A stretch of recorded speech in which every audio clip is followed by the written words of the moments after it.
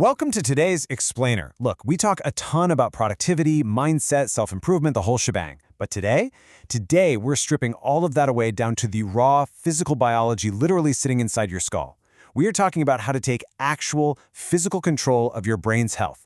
The stakes here absolutely could not be higher. And figure out exactly how to protect the most important organ in your body, we're going to dive into a very specific, highly structured protocol. And the best part? We're getting this protocol straight from the source. The author of this framework puts it like this. I do brain surgery for a living, so I know a thing or two about the organ I handle every single day. I mean, just think about the immense credibility there, right? We aren't just looking at abstract textbook theories today. We are looking through the eyes of someone who physically handles the human brain, someone who sees its fragile, tangible reality every single day, and who actually developed a framework to protect their very own. Okay, let's dive right in. So the protocol is called the 10 Commandments for Brain Health, and it revolves around 10 specific habits that, conveniently enough, all happen to start with the letter S. Now, what you really need to understand here is that these aren't just, items on a fluffy self-care to-do list. The source treats every single one of these as a deliberate daily biological intervention. They are 10 things you actively say yes to every day to physically alter your brain's health. Phase 1. The physical foundations. So, this phase is all about the raw environmental inputs and the natural rhythms that your brain literally depends on to survive and function correctly. Our first 3 S habits form this crucial baseline: sleep, sunlight, and supplements. Honestly, if you don't have these 3 locked in, the rest of the protocol just isn't going to have the foundation it needs to actually work. Let's kick things off with the first S, which is sleep. And for a brain surgeon, this metric is strict. 7 to 8 hours. Not 5, not 6. 7 to 8 hours of sleep is absolutely non-negotiable. But why? Why is it such a hard line in the sand for someone whose day job is operating on brain? Well, because sleep isn't just about resting your eyes. It actually triggers a literal physical brainwashing. See, while you're in that 7 to 8 hour window, your brain is actively flushing out toxic waste buildup. And we're specifically talking about the waste that is directly linked to dementia. If you cut your sleep short, you're literally interrupting the biological cleaning cycle that protects your cognitive future. It's wild. Moving on to the second S, sunlight. Specifically, just 10 minutes of it. Getting 10 minutes of morning light directly into your eyes powerfully sets your brain's internal clock. And this isn't just about waking up. It cascades through your entire biology. It drives a better mood throughout the day and physically sets up your body to achieve that crucial 7 to 8 hour sleep cycle we just talked about for later tonight. Now, when it comes to our third S, supplements, the strict rule here is that more is definitely not better. You shouldn't just go and grab everything off the pharmacy shelf. You have to test first. The protocol dictates that you only take supplements for what you are actually deficient in. They specifically highlight vitamin B12, vitamin D, and omega-3s. It's all about targeted biological inputs, not just, guesswork. Phase 2. Movement for memory.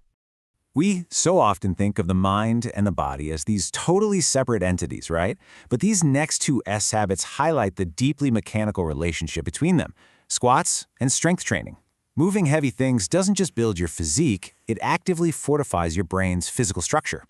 So, the really crucial point here is how this actually works mechanically, starting with squats.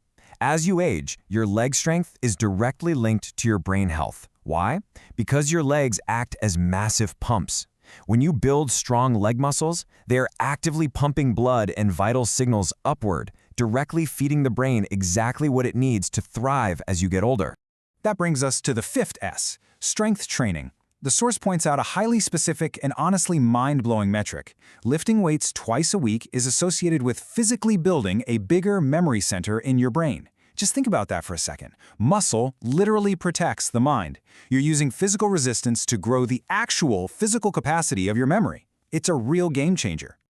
Phase 3. Rewiring through connection. This moves us from the purely physical inputs into the psychological and social phase of the protocol. Habits 6 and 7, socialization and skill set, focus on how your external interactions physically alter your internal neural pathways. Look at this incredibly stark contrast regarding socialization. The source reveals that loneliness is directly linked to the faster physical shrinkage of the brain, meaning loneliness literally rots our internal hardware. But on the flip side, socialization, just having one real, genuine conversation a day, acts as literal medicine to counteract that decay. One real conversation a day is a biological necessity. How amazing is that? Next up is your skill set. This is all about learning something completely new and honestly, more importantly, something awkward. Whether it's picking up a new language, starting a strange new hobby, or learning a musical instrument, the key here is the struggle. You know that raw, uncomfortable feeling of just not being good at something right away? That struggle is exactly what builds fresh neurowiring in your brain. You've got to embrace the awkwardness to build the wiring. Phase 4. Calming the cortex. Modern life is constantly throwing psychological damage at us, and we desperately need to defensively shield the brain. These final 3 S habits are designed to regulate your emotions and physically protect your brain's matter from degrading. Savoring, stress control, and stillness. Let's look at savoring. The magic number here is 20. The protocol advises you to pause for exactly 20 seconds on a good moment. By doing this, by actively practicing gratitude for just 20 seconds, you are fundamentally rewiring your brain's threat filter. You're training your brain to actually absorb the good stuff instead of constantly scanning for the bad. And you absolutely have to stop scanning for the bad, because chronic stress, which brings us to habit 9, stress control, physically shrinks your thinking brain. Contrast that with habit 10, stillness. Imaging studies actually suggest that just 10 minutes of silence or meditation actually thickens the very cortex that tends to age first. Let that sink in. Stress shrinks your tissue. Stillness adds thick, protective layers to it. But of course, you can't always just meditate your way out of sudden, in-the-moment stress, right? Combating stress requires active tools. The source specifically mentions deploying a physiological sigh. This is a rapid breathing technique that you can use on demand as an active intervention to literally halt the stress response and protect the physical structure of your thinking brain. Phase 5, performing your own surgery. So, we've covered all 10 habits, from sleep and sunlight all the way down to stress control and stillness. But what's the ultimate takeaway from this medical professional? It all comes down to this incredibly powerful quote from the source. I can't operate stress out of your brain. I can't cut loneliness out. These 10 are the surgeries you perform on yourself one day at a time. A brain surgeon can fix a lot of things, but they cannot give you the daily habits required to keep your brain from shrinking. You hold the ultimate power over your own brain's biology. So I'm going to leave you with the exact same challenge the surgeon leaves us with. Look back at those 10 daily habits. Which of those is your strongest yes? Which one are you just crushing right now? And maybe more importantly, which one is your weakest yes? Where is your brain currently exposed? Take a really hard look at your own habits today. And hey, if you found this explainer valuable, please make sure you share it with someone whose brain you truly care about. See you next time.